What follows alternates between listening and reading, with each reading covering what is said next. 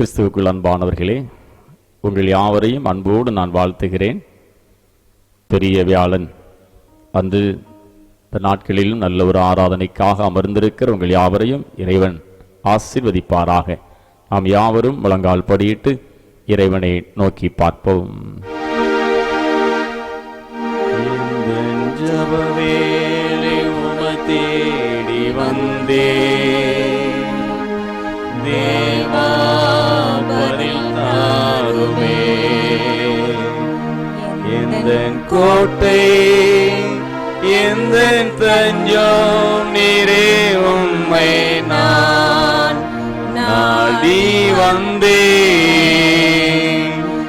எந்தன் கோட்டை எந்தன் தஞ்சம் நீரே, உம்மை நான் நாடி வந்தே.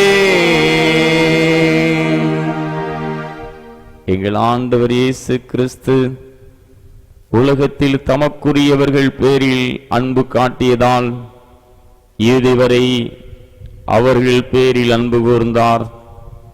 தாம் பாடுபடுவதற்கு முந்தின இரவு இந்த புனித ரகசியங்களை நியமித்தார். நாங்கள் அவரது பாடுகளின் பலனை பெற்று அவரது உயிர்த்தெழுதலால் உயிர்ப்பிக்க பெற்று அவருடைய தெய்வீக தன்மையில் பங்கு பெற்று கடவுளின் நிறைவால் நிரப்பப்பட வேண்டும் என்று இப்படி செய்தான். நேசிக்கிற ஆண்டவரே, 2000 ஆண்டுகளுக்கு முன்பதாக இதே போல் ஒரு நாளிலே இந்த திருப்பந்தியை நீர் ஏற்படுத்தினீர். அந்த நாளை நினைவு கூர்ந்து உம்முடைய பொற்பாதம் பணிந்து நாங்கள் நிற்கிறோம். ஆண்டவரே, இந்த பெரிய வியாழன் அன்று நடைபெறுகிற இந்த ஆராதனை எங்களுக்கு ஆசீர்வாதமாக மகிமையாக மாற்றித்தாரும். இந்த ஆராதனையில் தேவ மகிமையை கண்டோம் என்று நாங்கள் எல்லாரும் சொல்லும்படியாக நீர் எங்கள் மத்தியிலே பலத்த அற்புதங்களை செய்வீராக. உம்முடைய மகிமை இதை கேட்டுக்கொண்டிருக்கிற ஒவ்வொருவர் மீதும் இறங்குவதாக. உள்ளத்தின் ஆழத்திலிருந்து உண்மையாயுமை நோக்கி பார்க்க எங்களுக்கு எல்லா பலனையும் தருவீராக. ஆராதனை ஆரம்ப முதலரை மட்டும் நீரே எங்களை வழிநடத்தி ஆசீர்வதியும். இயேசு கிறிஸ்துவின் மூலமாக ஜெபிக்கிறோம் அன்பு நிறைந்த பிதாவே, ஆமென். ஆண்டவருக்கு மாட்சி உண்டாகவும் ஆராதனைக்கு ஆரம்பமாகவும் நாம் யாவரும் எழுந்திருந்து கீதங்களும் கீர்த்தனைகளும் 241வது பாடலை பாடுவோம். ஆத்துமாவே உன்னை ஜோடி. கீதங்களும் கீர்த்தனைகளும் 241.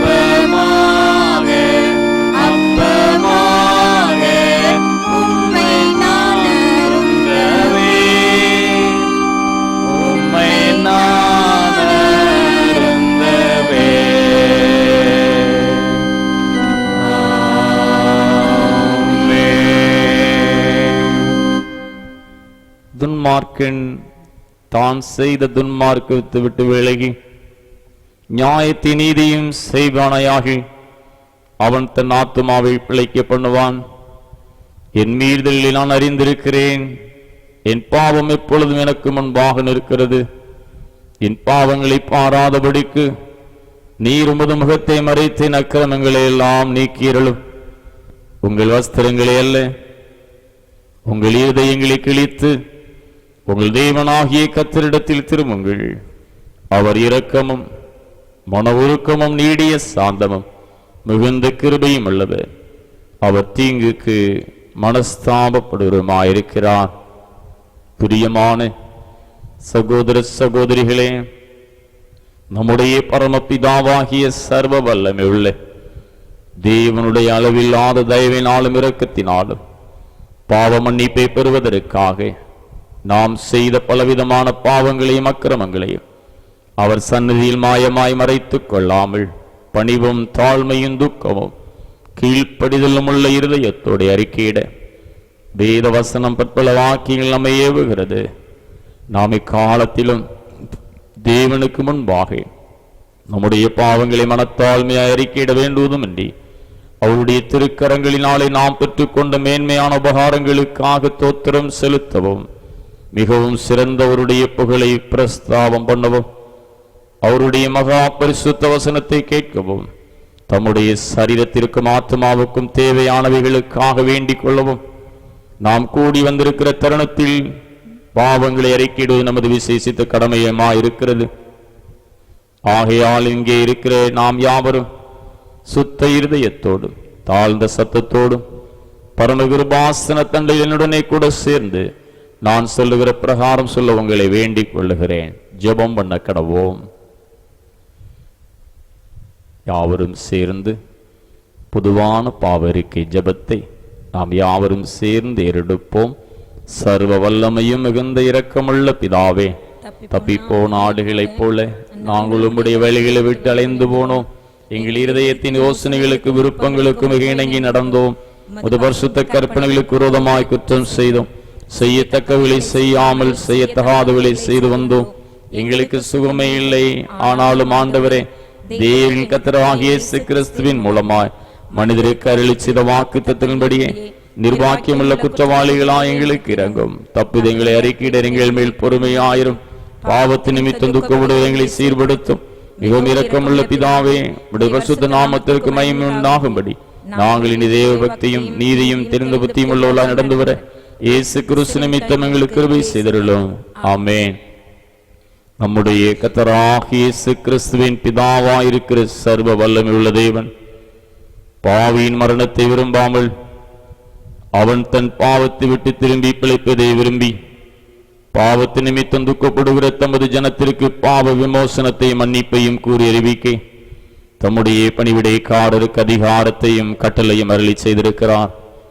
மெய்யாய் மனம் திரும்பி தமது பரிசுத்த சுவிசேஷத்தை உண்மையாய் விசுவாசிக்கிற யாவருக்கும் அவர் பாவங்களை மன்னித்து விமோசனம் செய்கிறார்.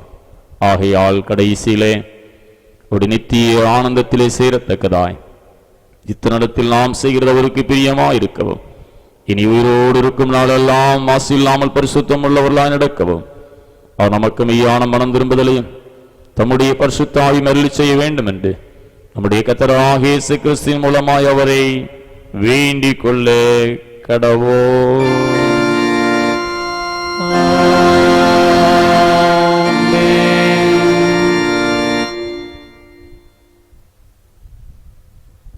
முழங்காலில் நின்றவாறு கர்த்தருடைய ஜெபத்தை ஏறெடுப்போம். பரமண்டலங்களில் இருக்கிற எங்கள் பிதாவே, உம்முடைய நாமம் பரிசுத்தப்படுவதாக, உம்முடைய ராஜ்யம் வருவதாக, உம்முடைய சித்தம் பரமண்டலத்திலே செய்யப்படுகிறது போல பூமியிலே செய்யப்படுவதாக. அன்றுள்ள எங்கள் அப்பத்தை எங்களுக்கு தாரும். எங்களுக்கு விரோதமாய் குற்றம் சொல்லுக்கு நாங்கள் மன்னிக்கிறது போல எங்கள் குற்றங்களை எங்களுக்கு மன்னியும். எங்களை சோதனைகள் பிரவேசிக்க பண்ணாமல் தீமை எங்களை ரட்சித்துக் கொள்ளும். ராஜ்யமும் வல்லமையும் மகிமையும் என்றென்றைக்கும் உடையவர்களே. ஆமேன். ஆண்டவர் எங்கள் உதடுகளை திறந்தருளும். அப்பொழுது எங்கள் வாயுடைய புகழை அறிவிக்கும். தேவனை எங்களை இரட்சிக்க விரைவாய் வாரும். ஆண்டவரே எங்களுக்கு சகாயம் பண்ண தேவரையும். பிதாவுக்கும் குமாரனுக்கும் பரிசுத்த ஆவிக்கும் மகிமை உண்டாவதாக. ஆதியிலும் இப்பொழுது எப்பொழுதுமான சதா காலங்களிலும் மகிமை உண்டாவதாக. ஆமென். கர்த்தரை துதியுங்கள். கர்த்தருடைய நாமம் துதிக்கப்படுவதாக. முறைமுறையாய் வாசிக்கும்படியாய் தெரிந்து கொள்ளப்பட்ட சங்கீதம் 80. சங்கீதம் 80. இஸ்ரவேலின் மீட்பரே, யோசேப்பை ஆட்டு மந்தையை போல் நடத்துகிறவரே செவிகொடும். கேருபீன்கள் மத்தியில் வாசம் பண்ணுகிறவரே பிரகாசியும். எப்ராயிம் பென்யமீன் மனாசே என்பவர்களுக்கு முன்பாக நீர் உமது வல்லமையை எழுப்பி எங்களை ரட்சிக்க வந்தருளும்.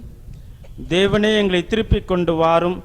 உமது முகத்தை பிரகாசிக்க பண்ணும், அப்பொழுது ரட்சிக்கப்படுவோம். சேனைகளின் தேவனாய கர்த்தாவே, உமது ஜனத்தின் விண்ணப்பத்துக்கு விரோதமாய் நீர் எதுவரைக்கும் கோபம் கொள்வீர்?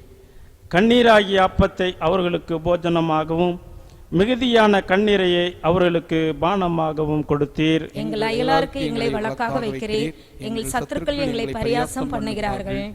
சேனைகளின் தேவனே, எங்களை திருப்பிக் கொண்டு வாரும். உமது முகத்தை பிரகாசிக்க பண்ணும், அப்பொழுது ரட்சிக்கப்படுவோம். நீர் எகிப்திலிருந்து ஒரு திராட்சை கொடியை கொண்டு வந்து ஜாதிகளை துரத்திவிட்டு அதை நாட்டினீர். அதற்கு இடத்தை ஆயத்தப்படுத்தினீர், அது வேரூன்றி தேசமெங்கும் படர்ந்தது. அதன் நிழலால் மலைகளும் அதன் கிளைகளால் திவ்யமான கேதுர்களும் மூடப்பட்டது. அது தன் கொடிகளை சமுத்திர மட்டாகவும் தன் கிளைகளை நதி மட்டாகவும் படரவிட்டது. இப்பொழுதோ வழி நடக்கிற யாவரும் அதை பறிக்கும்படியாக அதன் அடைப்புகளை ஏன் தகர்த்து போட்டீர்? காட்டு பன்றி அதை உழுது போடுகிறது, வெளியின் மிருகங்கள் அதை மேய்ந்து போடுகிறது. சேனைகளின் தேவனே, திரும்பி வாரும். வானத்திலிருந்து கண்ணோக்கி பார்த்து இந்த திராட்சை செடியை விசாரித்தருளும். உம்முடைய வலதுகரம் நாட்டின கொடியையும் உமக்கு நீர் திடப்படுத்தின கிளையையும் கடாட்சி தருளும். அது அக்னியால் சுடப்பட்டும் வெட்டுண்டும் போயிற்று. உம்முடைய முகத்தின் பயமுறுத்தலால் அழிந்து போகிறார்கள். உமது கரம் உமது வலது பாரிசத்து புருஷன் மீதிலும் உமக்கு நீர் திடப்படுத்தின மனுஷகுமாரன் மீதிலும் இருப்பதாக. அப்பொழுது உம்மை விட்டு பின்வாங்க மாட்டோம், எங்களை உயிர்ப்பியும். அப்பொழுது உமது நாமத்தை தொழுது கொள்வோம். அனைவரும் சேர்ந்து வாசிப்போம். சேனைகளின் தேவனாய கர்த்தாவே, எங்களை திருப்பிக் கொண்டு வாரும். உமது முகத்தை பிரகாசிக்க பண்ணும், அப்பொழுது ரட்சிக்கப்படுவோம்.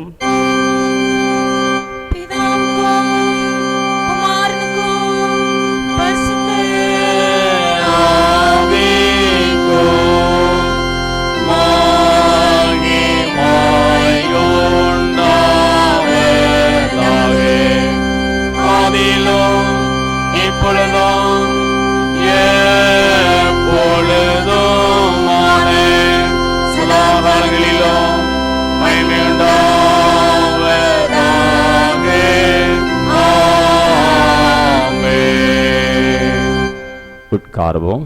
வேத பகுதிகள் வாசிக்க கேட்போம்.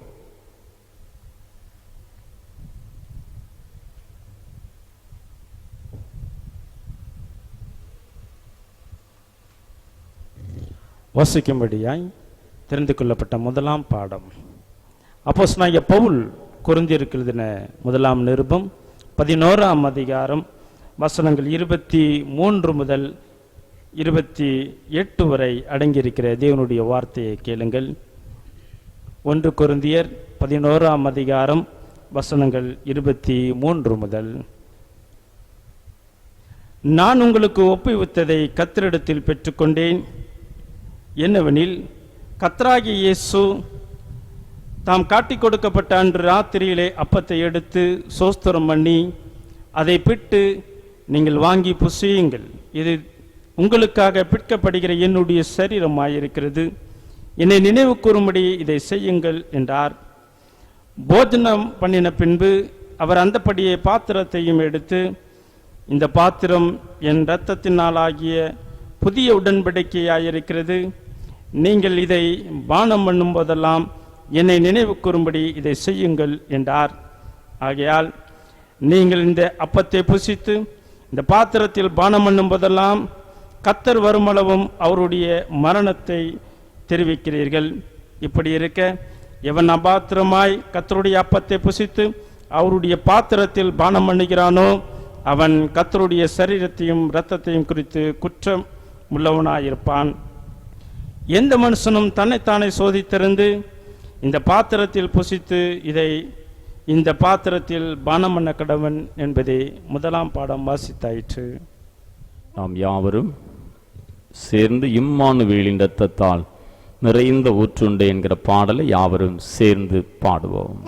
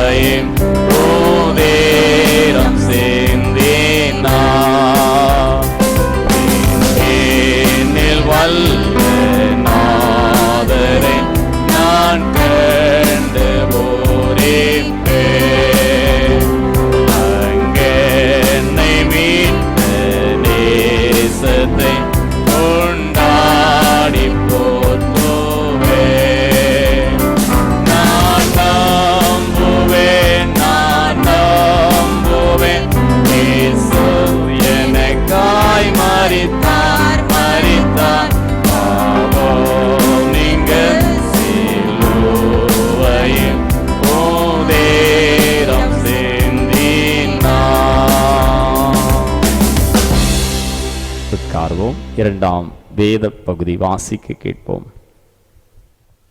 வாசிக்க வேண்டிய இரண்டாம் வேத பாடம் பரிசுத்த யோவான் எழுதின நற்செய்தி நூல் 13ஆம் அதிகாரம் 1ஆம் வசனம் முதல் 20ஆம் வசனம் முடிய. யோவான் 13ஆம் அதிகாரம்.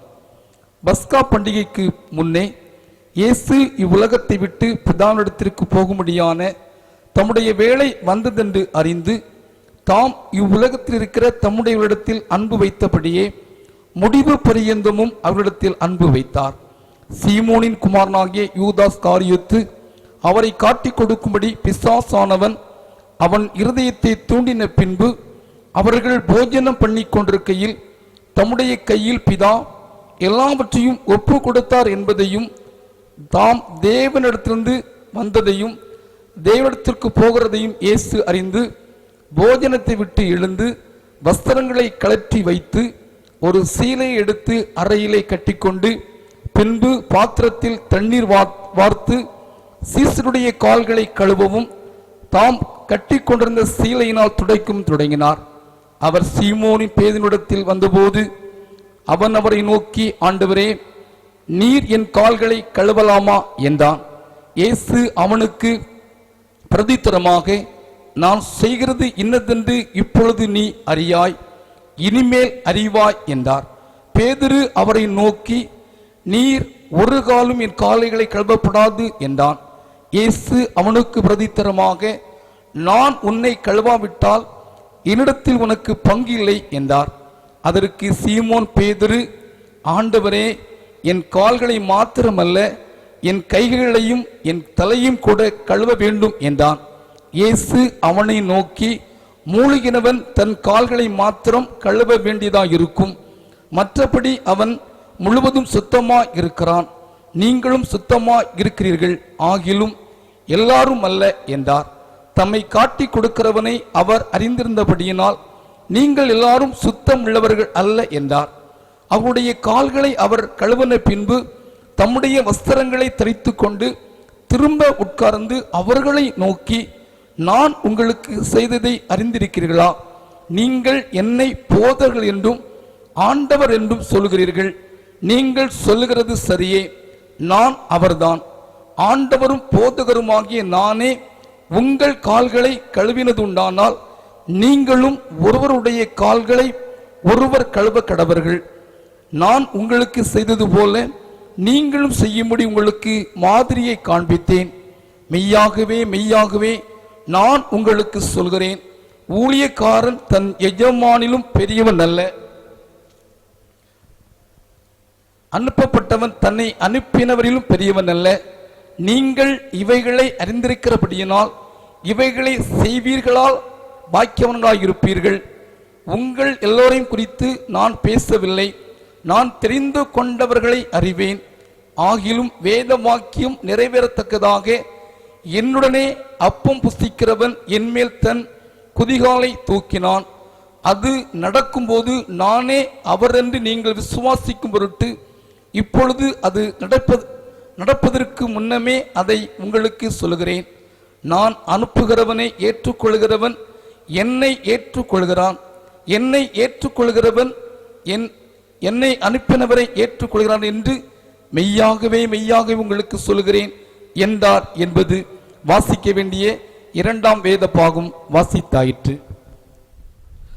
நாம் யாவரும் எழுந்து நின்று அப்போஸ்தலருடைய விசுவாச பிரமாணத்தை யாவரும் சேர்ந்து சொல்வோம். வானத்தையும் பூமியும் படைத்த சர்வ வல்லமையுள்ள பிதாவாகிய தேவனை விசுவாசிக்கிறேன். அவருடைய குமாரனாகிய நம்முடைய நாதர் இயேசு கிறிஸ்துவை விசுவாசிக்கிறேன்.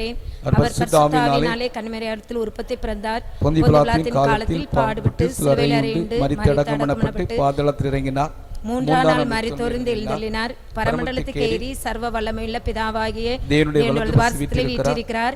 அவ்விடத்திலிருந்து இருளோரையும் மரித்தோரையும் நியாயந்தீர்க்க வருவார். பரிசுத்தாவியை விசுவாசிக்கிறேன். பொதுவாக சபையும் ஐக்கியமும் பாவ மன்னிப்பும் சரீர உயிர்த்தெழுதலும் நித்திய ஜீவனும் என்று விசுவாசிக்கிறேன். ஆமென். கிறிஸ்துவுக்குள் அன்பானவர்களே, உங்கள் யாவரையும் நான் அன்போடு வாழ்த்துகிறேன். இந்த பெரிய வியாழக்கிழமை அன்று இந்த ஆராதனையிலே கலந்து கொண்டிருக்கிற உங்கள் அனைவரையும் ஆண்டவர் ஏராளமான நன்மையிலும் கிருபையிலும் ஆசீர்வாதத்தினாலும் நிரப்புவாராக. ஒரு சில அறிவிப்புகள். பெரிய வெள்ளிக்கிழமை அன்று நம்முடைய ஆராதனை மகிமை டிவியிலே மதியம் 1 மணியிலிருந்து 2 மணி வரை ஒளிபரப்பப்படும். எனவே அருமையான சபையின் பிள்ளைகள் உற்சாகமாக இந்த ஆராதனையிலே கலந்து கொண்டு இறைவனுடைய ஆசீர்வாதத்தை பெற்றுக்கொள்ள உங்களை அன்போடு நான் கேட்டுக்கொள்கிறேன். அதே போல் நம்முடைய சபையின் ஈஸ்டர் பண்டிகை ஆராதனை ஞாயிற்றுக்கிழமை ஈஸ்டர் அன்று மாலை 4 மணியிலிருந்து 5 மணி வரை மகிமை டிவியிலே ஒளிபரப்பாகும். அதிலும் உற்சாகமாக நீங்கள் வீடுகளில் இருந்து இந்த ஆராதனையிலே கலந்து கொண்டு தேவனுடைய ஆசீர்வாதத்தை பெற்றுக்கொள்ளும்படி உங்களை அன்போடு நான் கேட்டுக்கொள்கிறேன். அன்பானவர்களே, இந்த நாட்களிலும் கூட உலகெங்கும் பொல்லாத கொள்ளை நோயினாலே அச்சுறுத்தலோடு நாம் எல்லாரும் வாழ்ந்து கொண்டிருக்கிறோம். நம்முடைய ஆண்டவர் நமக்கு பெரிய காரியங்களை செய்வார் என்கிற நல்ல ஒரு தைரியத்தோடு அரசாங்கம் நமக்கு என்னென்ன கட்டளையை சொல்லுகிறதோ அதன்படி கேட்டு நம்முடைய வீடுகளிலே உட்கார்ந்து நம்மை பாதுகாத்துக் கொள்ளும்படியாக அன்போடு நான் கேட்டுக்கொள்கிறேன். இந்த பொல்லாத கொள்ளை நோய்கள் அநேக இடங்களிலே அது பரவி கொண்டிருக்கிறது. ஆனாலும் இறைவன் எல்லாரையும் காத்து கொண்டிருக்கிறார். நிச்சயமாக எல்லாருடைய ஜெபத்தின் பிரகாரமாக அது உலகத்தை விட்டு அகலும்படியான ஒரு பலன் சீக்கிரத்தில் உண்டாகும். இறைவன் நமக்கு பெரிய காரியங்களை செய்வார். எனவே வீணாக எந்த காரியத்திற்கும் பயப்படாதபடி இந்த வீடுகளிலே அமர்ந்து கொண்டிருக்கிற வீடுகளிலே நாம் எல்லாரும் இருந்த இந்த வேளையிலும் கூட அதிகமாக ஜெபம் செய்து, அதிகமாக வேதம் வாசித்து, அதிகமாக வேதத்தை தியானித்து ஆண்டவருடைய அன்பை இன்னும் புரிந்து கொள்ளுவோம். இது எழுப்புதலுக்கான ஒரு ஆரம்பம் என்பதை புரிந்து கொண்டு ஆண்டவரை அதிகமாக நீங்கள் பிடித்து கொள்ளுங்கள்.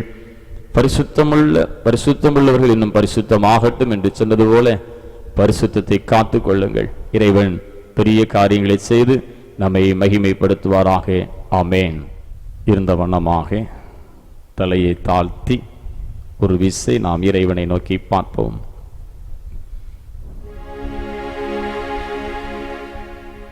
அன்பரின் நேசம் சொல்லலாகும் அதிசய அன்பரின் நேசம் சொல்லலாகும் இதுவென் சரீரம் இதுவென் ரத்தம் இதுவென் சரீரம் இதுவென் ரத்தம் என்னை நினைத்திரும்படி அருந்துமென்றாரே அதிசய அன்பரின் நேசம் சொல்லலாகும் வியாழ நிறவினில் வியாகுலத்தோடே விளம்பின போதகம் மறந்திடலாமோ அதிசய அன்பரின் நேசம்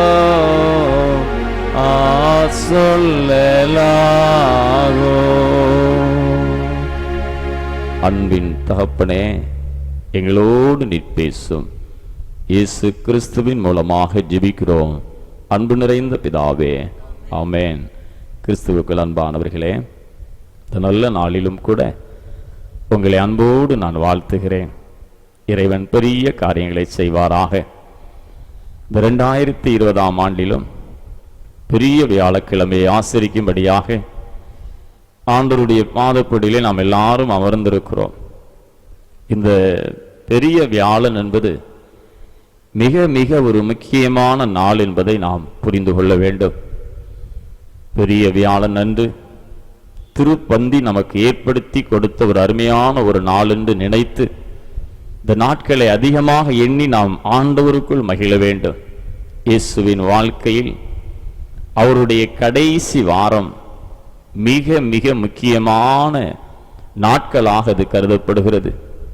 அந்த பெரிய வாரத்திலே ஞாயிற்றுக்கிழமை குருத்தோலை பவனி, திங்கள் கிழமையிலே அத்திமரம் சபித்தல், ஆலயத்திலே விற்கிறவர்களை அவர் விரட்டி அடிக்கிறார்.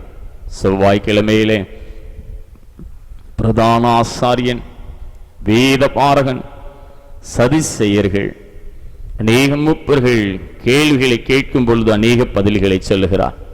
புதன்கிழமையிலே பெத்தானியாவிலே குஷ்டரோகம் நீங்கின சீமோனுடைய வீட்டில் இருந்து அங்கு மரியாளின் தைலம் பூசுதல் அந்த நாட்கள். ஆனால் வியாழக்கிழமை இன்னும் முக்கியமான ஒரு நாளாக இந்த நாளை நாம் ஆசரிக்கிறோம். இந்த பெரிய வியாழன் என்று சொல்லும் பொழுது இந்த வியாழக்கிழமையை நாம் கட்டளை வியாழன், பெரிய வியாழன், வியாகுல வாழன் என்று அநேக வார்த்தைகளை சொல்லி நாம் அழைக்கிறோம்.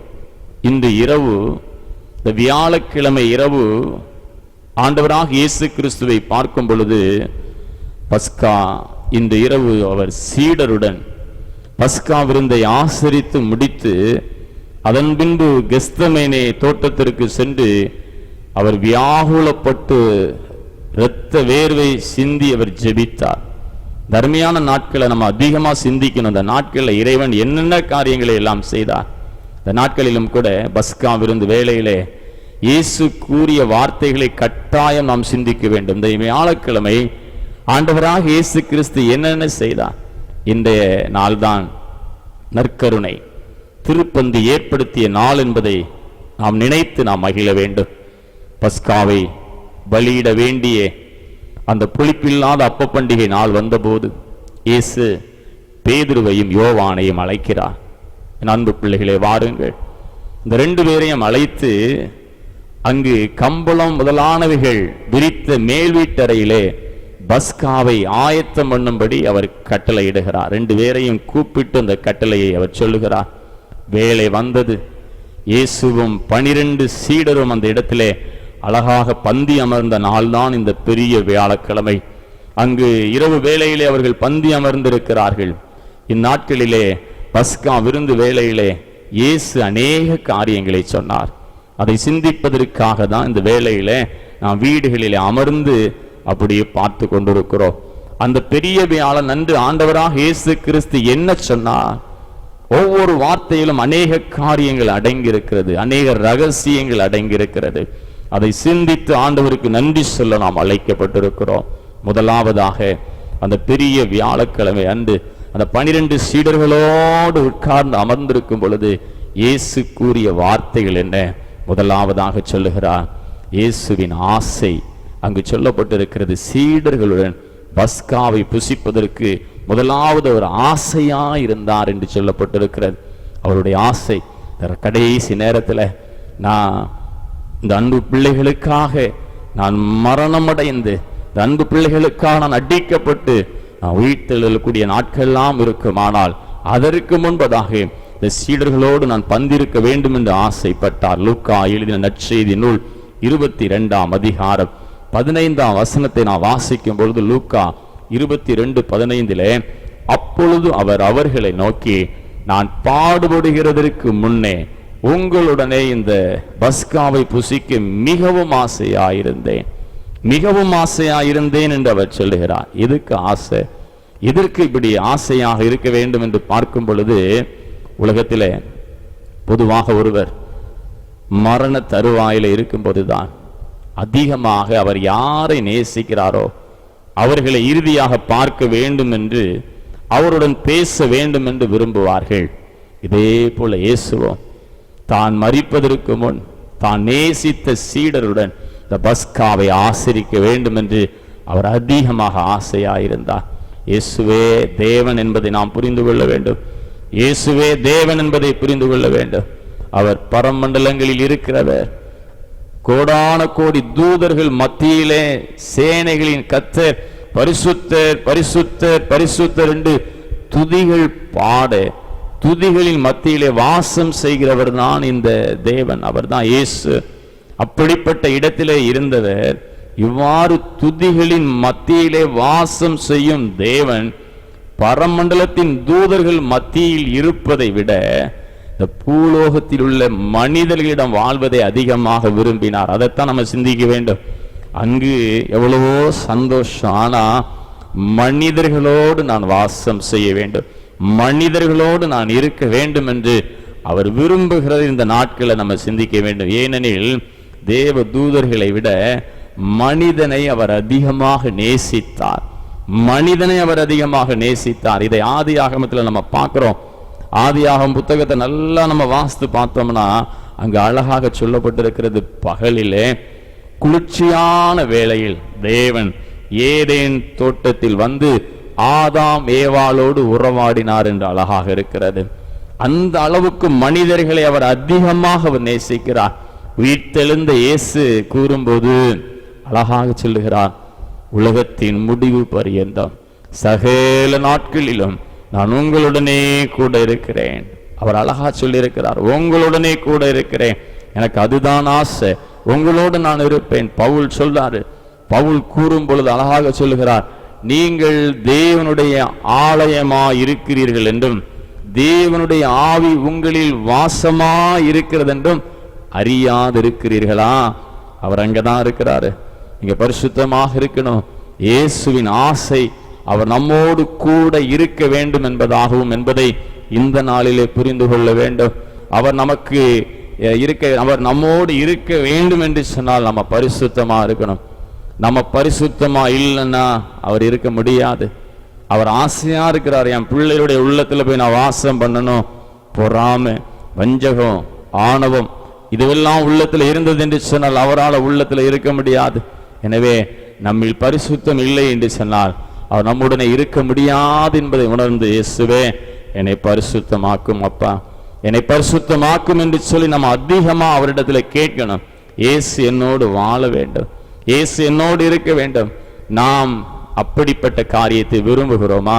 வீடுகளில் இருந்து இந்த அருமையான வார்த்தையை கேட்டுக்கொண்டிருக்கிற நாம் இயேசு என்னுடைய உள்ளத்தில் இருக்க வேண்டும் என்று நாம் விரும்புகிறோமா என்கிறதை சிந்தித்து பாருங்கள். அப்படியானால் நாம் பரிசுத்தமாக வாழ வேண்டும், நாம் பரிசுத்தமாக வாழ வேண்டும். இந்த திரு விருந்திலே, இந்த திரு பந்தியிலே இயேசு பிரசன்னமாயிருக்கிறார். அதான் முக்கியம். ஆலயங்களிலே மாதம் முதலாவது வாரம், மூன்றாவது வாரம் அநேக திருவிருந்து ஆராதனையில் நடைபெற்றுக் கொண்டிருக்கிறது. இந்த பெரிய வியாழக்கிழமை அன்று ஏற்படுத்தப்பட்ட அந்த திருவிருந்திலே தொடர்ந்து நாம் ஒவ்வொருவரும் கலந்து கொண்டிருக்கிறோம். இந்த திருவிருந்திலே தேவன் பிரசன்னமாயிருக்கிறார். இந்த விருந்தின் மூலமாக அவர் நம்முடன் ஐக்கியப்பட விரும்புகிறார் என்பதை புரிந்து கொள்ள வேண்டும். ஆலயத்திலே சென்று திருப்பந்தியிலே சேரும் பொழுது அந்த அப்பத்தையும் ரசத்தை நீங்க வாங்கும் பொழுது ஆண்டவரோடு நான் ஐக்கியப்படுகிறேன் என்பதை நீங்கள் உணர வேண்டும். அப்படிப்பட்ட ஒரு அவர் ஆசையா இருக்கிறார். அதை பரிசுத்தமாக அந்த திருப்பந்தியிலே நீங்கள் பங்கு பெறும் பொழுது ஆண்டவர் நம்மோடு வாசம் செய்வார். வியாதிகள் நீங்கும், பிரச்சனைகள் மறையும், சோர்வுகள் நீங்கும், ஒரு புது படைப்பாக நீங்கள் மாற்றப்படுவீர்கள். எனவே இந்த பெரிய வியாழக்கிழமை அன்று சீசர்களோடு இயேசு பந்தி இருக்க ஆசையா இருந்தது போல நம் உள்ளத்திலே வாசம் செய்ய ஆயத்தமாயிருக்கிறார். அந்த பெரிய வியாழக்கிழமை ஏற்படுத்தப்பட்ட அந்த திருப்பந்தியின் மூலமாக அவர் நம்மோடு இடைபட ஆயத்தமாயிருக்கிறார் என்பதை மட்டும் நாம் புரிந்து கொள்ள வேண்டும். ஆண்டவரே, அருமையான வேளையிலும் கூட என்னை நோக்கி பாருங்கப்பா, என்னை ஆசீர்வதிங்கப்பா. அருமையான ஒரு பாடல்ல ஒரு கவி நம்ம எல்லாரும் சேர்ந்து பாடுவோம். ஆத்துமாவே உன்னை ஜோடி தோஷம் யாவையும் வீடு, மீட்பரண்டை சேர ஓடி நன்றாய் ஜாக்கிரதைப்படு. கத்தருன்னை கத்தருன்னை கத்தருன்னை வந்திக்கு அலைகிறா, வந்திக்கு அலைக்கிறா. இந்த போஜனத்தின் மேலே வாஞ்சையாயே ருக்கிறே, உம்மையே மானுவேலே பக்தியாய்வோ கொள்ளுவே. தேவரீரே தேவரீரே தேவரீரே ஜீவ அப்ப மாணவ, ஜீவ அப்ப மாணவ. ஆண்டவராக இயேசு கிறிஸ்து அவர் நம்மோடு அதிகமாக வாசம் செய்து நம்மை ஆளுகை செய்ய இந்த திருப்பந்தியிலே விரும்புகிறார். தர்மியான பெரிய வியாழக்கிழமை அன்று இயேசு சில காரியங்களை சொல்லுகிறார். அவர் என்ன சொல்லுகிறார் என்று சொல்லி பார்க்கும் பொழுது, இந்த நாட்களிலே ஆண்டவராக இயேசு சில கட்டளைகளை சொல்லுகிறார். அப்படி என்ன சொன்னார்? லூக்கா 22 அதிகாரம் 19 வசனத்தை வாசிக்கும் பொழுது, என்னை நினைவு கூறும்படி இதை செய்யுங்கள்.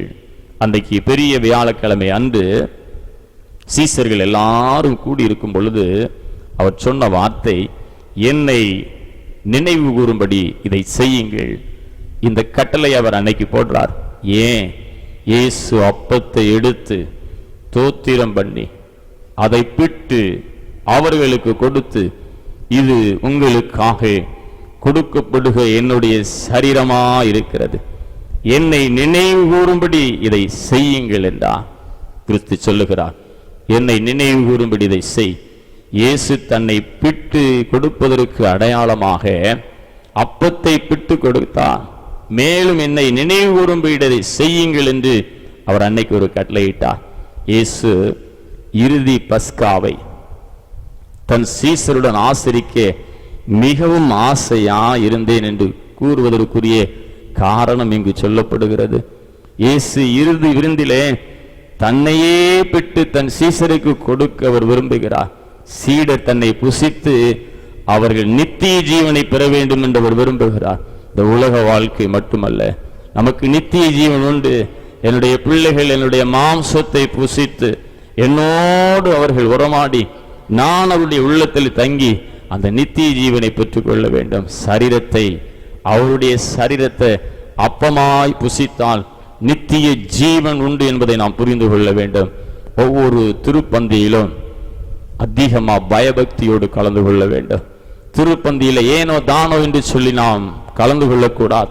ஒவ்வொரு திருவிருந்து ஆராதனையிலும், இயேசுவே உங்க சரீரத்தை நான் வாங்கி புசிக்கும் பொழுது ஒரு நித்திய ஜீவன் எனக்கு கொடுக்கப்படுகிறது ஆண்டவரே, அப்படிப்பட்ட ஒரு பயபக்தியோடு அதை வாங்கி புசிக்கும் பொழுது நீங்கள் ஆசீர்வதிக்கப்படுவீர்கள். யோவான் 6 அதிகாரம் 53 54 வசனத்தை நீங்கள் வாசித்து பார்த்தீர்கள் என்று சொன்னால், யோவான் 6:53 54 நீங்கள் மனுஷகுமாரனுடைய மாம்சத்தை புசியாமலும் அவருடைய இரத்தத்தை பானம் பண்ணாமலும் இருந்தால் உங்களுக்குள்ளே ஜீவன் இல்லை. அழகாக சொல்லப்பட்டிருக்கிறது, உங்களுக்குள்ளே ஜீவன் இல்லை என்று. மெய்யாகவே மெய்யாகவே உங்களுக்கு நான் சொல்லுகிறேன், என் மாம்சத்தை புசித்து என் இரத்தத்தை பானம் பண்ணுகிறவனுக்கோ நித்திய ஜீவன் உண்டு, நான் அவனை கடைசி நாளிலே எழுப்புவேன். அவர் அழகா சொல்லி இருக்கிறார். அநேகர் இன்னைக்கு திருப்பந்திய அசட்டையா பார்க்கிறோம். திருப்பந்தினா ஆலய ஆராதனையில் அப்படியே எழுந்து போயிடுறோம். இறைவன் சொல்றாரு, நித்திய ஜீவன் உண்டு, என் பந்தியில சேர்ந்தாதான் உனக்கு நித்திய ஜீவன் உண்டு. கடைசி காலத்துல நான் உன்னை எழுப்பணும்னா என் பந்தியில நீ ஒவ்வொரு ஆராதனையிலும் தவறாமல் கலந்து கொண்டு என் சரீரத்தை இரத்தத்தை வாங்கி நீ புசித்து என்னோடு நீ ஐக்கியமாயிக்கொள். இயேசுவின் மாம்சம் மெய்யான போஜனமா இருக்கிறது, அவருடைய இரத்தம் மெய்யான பானமா இருக்கிறது என்று சொல்லி வேதம் அழகாக சொல்லுகிறது. தன்னுடைய சீடர்கள் தன்னை புசித்து நித்திய ஜீவனை பெற்றுக்கொள்ள வேண்டும் என்று சொல்லி விரும்பி இதை சொன்னார். நமக்கும் சொல்றாரு, அன்பு பிள்ளையே, நான் உன்னை நேசிக்கிறேன், நான் உன்னை நேசிக்கிறேன், நீயும் புசி, நீயும் ஆசீர்வாதத்தை பெற்றுக்கொள். திருவிருந்து ஆராதனையை அசட்டை பண்ணாத, உன்னுடைய சபையில நடக்கக்கூடிய ஒவ்வொரு திரு பந்தியிலும் பயபக்தியோடு நீ கலந்து கொள். பஸ்காவில் தன் மாம்சத்தை கொடுப்பதற்கு அடையாளமாக அவர் அப்பத்தை கொடுத்தார். மேலும் என்னை நினைவுறும்படி இதை செய்யுங்கள். இந்த நாட்களிலும் கூட ஆண்டவரே, இந்த திருவிருந்து இயேசுவின் பாடும் மரணங்களை நினைவு கூறுவதே ஆகும். என்னை மீட்பதற்காக பாடுகளை பட்டாரே என்று நினைவு கூர்ந்து திருவிருந்திலே நாம் கலந்து கொள்ளும் பொழுது ஒரு மீட்பை கொடுக்கிற ஒரு தேவனாக அவர் இருக்கிறார். அப்படி கலந்து கொண்டால் நமக்கு நித்திய ஜீவன் உண்டு. கடைசி காலத்துல நம்மை அவர் நான் எழுப்புவேன் அப்படிங்கிறார். கடைசி காலத்துல நான் உன்னை எழுப்பி நான் உன்னை ஆசீர்வதிப்பேன், நான் உன்னை மகிமைப்படுத்துவேன், எல்லா விதமான காரியத்தை நான் உனக்கு செய்வேன். என்னால செய்ய முடியாத காரியம் ஒன்றுமே இல்லை. சாந்த இயேசு சாமி வந்தின்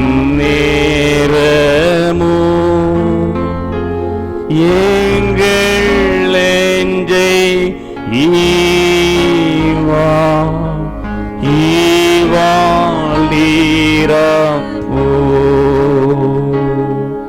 விண்ணின் ஆசீர்வாதம்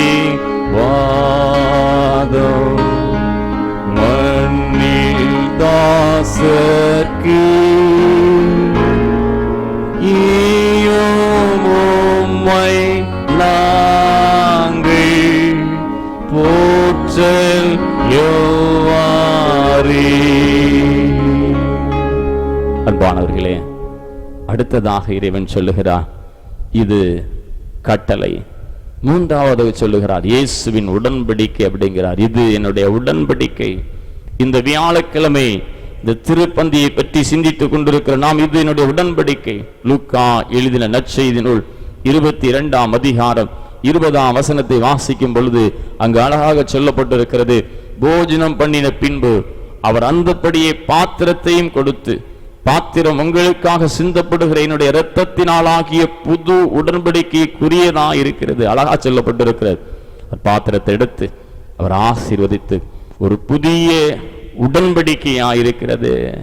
இது ஒரு புதிய உடன்படிக்கை. சீடர்கள் அப்பத்தை புசித்து இயேசுவின் திராட்சரசத்தை எடுத்து தன் இரத்தத்தை கொடுப்பதற்கு அடையாளமாக அந்த திராட்சரசத்தை கொடுக்கிறாரு. மேலும் தனது இரத்தத்தினாலாகிய புதிய உடன்படிக்கைக்கு அடையாளமாக இருக்கிறது.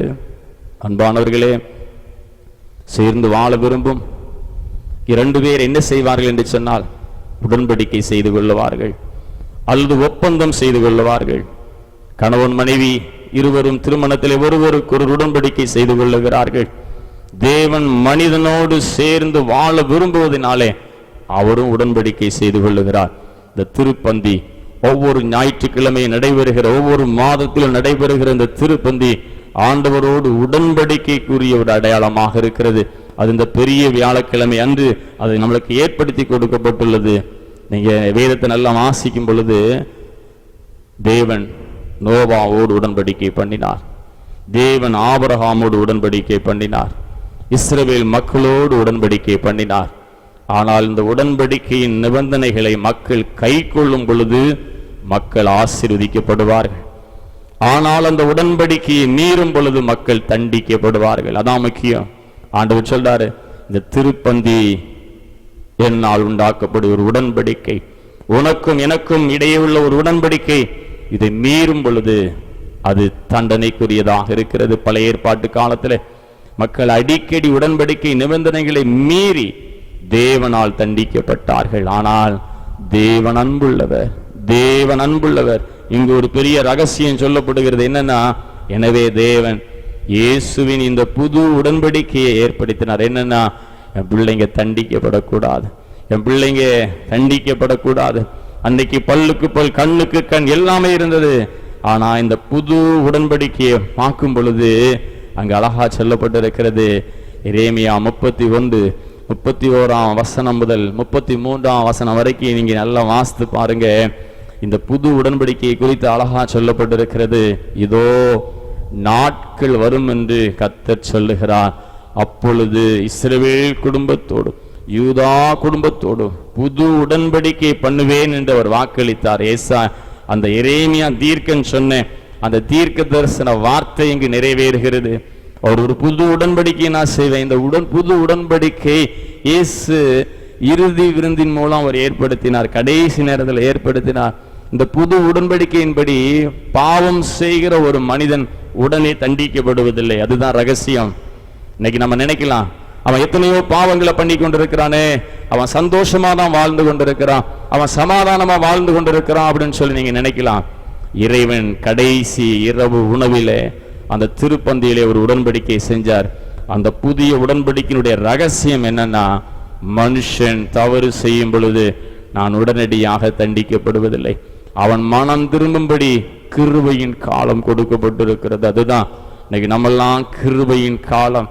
ஆனால் பாவம் பூரணமாகும் போது ஆண்டவருடைய கோபாக்கினை பயங்கரமாக வரும். அதான் ரொம்ப ஒரு முக்கியமானது. என் கிருபை உன்னை தாங்குது மகனே மகளே, நீ எவ்வளவுதான் பாவம் செஞ்சாலும் என் பிள்ளை திரும்பி வருவான் அப்படின்னு சொல்லி நான் நினைக்கிறேன். ஆனால் உனக்குள்ளாக அந்த பாவம் பூரணமாகும் பொழுது மகா பெரிய தண்டனை உண்டாகும். அங்கு சொல்லப்பட்டிருக்கிறது, பாவம் பூரணமாகும் பொழுது, நினிவேயின் பாவம் பூரணமானது, தீர்க்கதரிசியை அனுப்பினாரு, நான் அதை கவிழ்த்து போடுவேன் அப்படின்னு சொல்றாரு. ஆனா அவங்க எல்லாரும் துடித்திருந்ததுனால இந்த உடன்படிக்கை ஆண்டவர் தேவனுடைய அன்பு அவர்களை காப்பாற்றியது. ஆனா இன்றைக்கும் ஆண்டவர் சொல்றாரு, என் அன்பு பிள்ளையே, என் அன்பு உன்னை காப்பாற்றி கொண்டிருக்கிறது. புது உடன்படிக்கை மன்னிப்பின் உடன்படிக்கையாக இருக்கிறது. எனவேதான் இன்று நாம் பாவம் செய்த உடனே தண்டிக்கப்படுவதில்லை. இயேசு சிலுவையில் தனது இரத்தத்தை சிந்தி பாவ மன்னிப்பாகிய மீட்பை நமக்கு கொடுத்திருக்கிறார். இந்த நேர வேளையிலும் கூட திருப்பந்தியிலே உண்மையாக பங்கு பெற வேண்டும். இந்த நாட்களிலும் கூட இந்த அருமையான வேளையில இறைவன் ஒரு எச்சரிக்கையும் கொடுக்கிறார், ஒரு பெரிய எச்சரிப்பையும் இந்த நாட்களில் கொடுக்கிறார். அப்படி இந்த திருப்பந்தியில இந்த பெரிய வியாழக்கிழமை அன்று என்ன எச்சரிப்பு கொடுத்தார்? லூக்கா 22ஆம் அதிகாரம் 22ஆம் வசனத்துல சொல்லப்பட்டிருக்கிறது, தீர்மானிக்கப்பட்டபடியே மனுஷகுமாரன் போகிறார், ஆனாலும் அவரை காட்டி கொடுக்கிற மனுஷனுக்கு ஐயோ அப்படிங்கிறார். அந்த ராத்திரியில தான் சொல்றார். திருப்பந்தியில எல்லாத்தையும் சொல்லிட்டு அவர் கடைசியா சொன்னது, என காட்டி கொடுப்பவனுக்கு ஐயோ. இயேசு தன் மாம்சத்தையும் இரசத்தையும் கொடுப்பதற்கு அடையாளமாக அப்பத்தையும் திராட்சரசத்தையும் கொடுத்து திருவிருந்து என்ற நியமத்தை ஏற்படுத்தினார். அதன் பின்பு தன்னை காட்டி கொடுக்கிற மனுஷனுக்கு ஐயோ. அந்த பெரிய வியாழக்கிழமை என்று சொன்னார். யூதாஸ் இயேசுவை காட்டி கொடுத்தான், பின்பு நாண்டு கொண்டு செத்தான். யூதாஸ் சரீர பிரகாரமாக இயேசுவோடு கூட வாழ்ந்தான், ஆனால் தன்னுடைய உள்ளத்திலே அவன் ஆண்டவரை ஏற்றுக்கொள்ளவில்லை. உள்ளத்தில் பொருளாசைக்கு, அந்த பாவத்திற்கு அவன் அதிகமாக அடிபட்டபடினாலே இயேசுவை காட்டி கொடுத்து நாண்டு கொண்டு செத்தான். இன்றும் அநேக கிறிஸ்தவர்கள் பெயர் வாழ்க்கை, பெயர் கிறிஸ்தவர்களாக இருக்கிறார்கள். கிறிஸ்துவிடம் உள்ளான அன்பு இல்லை. பாவங்களை செய்து அநேகர் வாழ்க்கை நடத்தி கொண்டிருக்கிற ஆண்டவர் சொல்லுகிறார், இதோ வாசப்படியிலே நின்று தட்டுகிறேன், ஒருவன் என் சத்தத்திற்கு கேட்டு கதவை திறந்தால் அவனிடத்திலே நான் வாசம் செய்து அவனோட போஜனம் பண்ணி அவனும் என்னோட போஜனம் பண்ணுவான், அவனிடத்துல பிரவேசிப்பேன். அன்பானவர்களே, தேவன் நம்மோடு இருக்க விரும்புகிறார். இது திருவிருந்து என்னும் திருவருள் சாதனத்தை என்றும் ஒவ்வொரு நாளும் அதை பருகி அந்த முந்தின இரவே அதற்கென்று நாம் ஆயத்தமாகி பரிசுத்தமாக இந்த திருப்பந்திலே கலந்து கொள்ளும் பொழுது எண்ணற்ற ஆசீர்வாதங்கள் உண்டு. இந்த வேளையிலும் கூட இறைவன் நம்மோடு ஒன்றுபடுகிறார். மீட்பை பெறுகிறோம், இந்த நித்திய ஜீவனை பெறுகிறோம். புதிய உடன்படிக்கையாக அந்த பாவ மன்னிப்பு நமக்கு கொடுக்கப்பட்டிருக்கிறது. இந்த மூன்று நம்முடைய ஆத்மாவை பலப்படுத்துகிறது. எனவே ஒவ்வொரு திருப்பந்தியிலும் பரிசுத்தமாக கலந்து கொள்ளுங்கள். ஆண்டவர் நம்மோடு உள்ளத்துல வாசம் பண்ணுவதற்கு ஆசைப்படுகிறார். இந்த திருப்பந்தியில் அப்படி நம்ம கலந்து கொள்ளும் பொழுது இறைவன் பெரிய காரியங்களை செய்து நம்மை வழி நடத்துவாராக. ஆமென். கண்களை மூடி நல்ல வார்த்தைகளை கேட்டதா இறைவனை நோக்கி பார்த்து, இயேசுவே என்னை பலப்படுத்தும், ஒப்பு கொடுக்கிறேனப்பா என்று சொல்லி ஆண்டவரை நேசிக்கிற பிள்ளைகளாக இறைவனை நோக்கி பார்ப்போம்.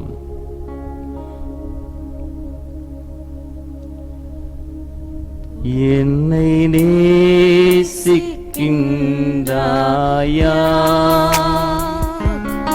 என்னை நேசிக்கின்றாயா,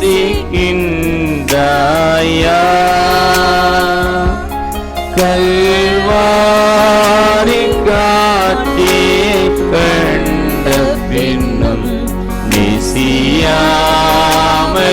இருப்பாயா, கல்வாரி காட்டியை கண்ட பின்னும் நேசியாமல் இருப்பாயா, பாவத்தின் நகோரத்தை பார், வாதைகளின் முடிவினை பார், பாவத்தின் அகோரத்தை பார், வாதைகளின் முடிவினை பார், பரிகாச சின்னமாய் சிலுவையிலே பலியாலே பாவி உனக்கா, பரிகாச சின்னமாய் சிலுவையிலே பலியாலே பாவி உனக்கா, என்னை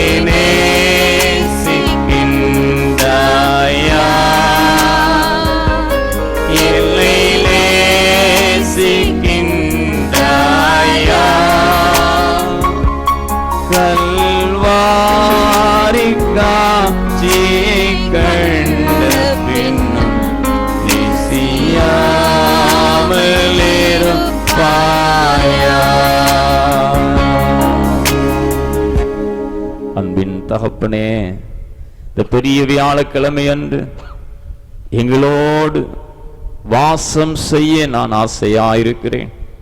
புதிய உடன்படிக்கை உன்னோடு பண்ணி நீ என்றென்றும் அழியாமல் இருக்கும்படியாக நான் கிருபையாக உன்னை காத்து வருகிறேன்.